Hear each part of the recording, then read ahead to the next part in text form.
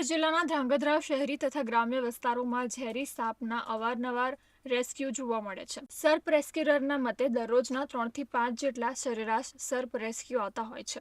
ત્યારે છેલ્લા એક અઠવાડિયામાં સર્પ રેસ્ક્યુ સાથે સર્પદંશના પણ કેસ સામે આવ્યા હોવાનું જાણવા મળ્યું હતું. ધ્રાંગધ્રા શહેરમાં જીવદયા પ્રેમી જયેશકુમાર ઝાલા દ્વારા 10 વર્ષથી નિઃશુલ્ક સર્પ રેસ્ક્યુ કરી જીવદયાનું ઉમદા કાર્ય કરવામાં આવે છે. ગુજરાત સરીસૃપ સંરક્ષણ સોસાયટી સાથે સંકળાયેલા જયેશકુમાર ઝાલા દ્વારા અત્યાર સુધીમાં 5 થી 7 હજાર જેટલા ઝેરી તથા બિનઝેરી સાપોનું સુરક્ષિત રેસ્ક્યુ કરી જંગલ વિસ્તારમાં છોડી મૂકવામાં આવ્યા છે.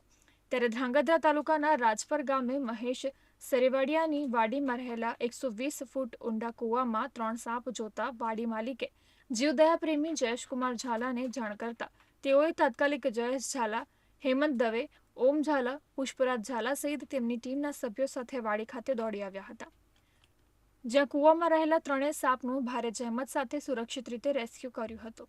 3 સાપનું સહી સલામત રીતે રેસ્ક્યુ કરી લેતા લોકોએ જીવદયા પ્રેમીઓનો આભાર માન્યો હતો.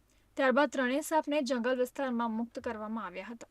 ધ્રાંગધ્રાના સર્પ રેસ્ક્યુઅર જયેશકુમાર ઝાલાને જાણ કરતા તેઓએ મને હેમંત દવેને જાણ કરતા હું જયેશકુમાર ઝાલા, પુષ્પરાજ ઝાલા, ઓમ ઝાલા અને મહેશભાઈ સરેવાડિયા એમના કૂવાની અંદર ચેક કરતા આશરે 6.5 ફૂટની આસપાસની એક ધામણ જેને આપણે રેડ કહીએ છીએ એ હતો અને એક ટ્રિંકેટ એટલે કે અલંકૃત સાપ જેને આપણે રૂપસુંદરી કહીએ છીએ એ હતો.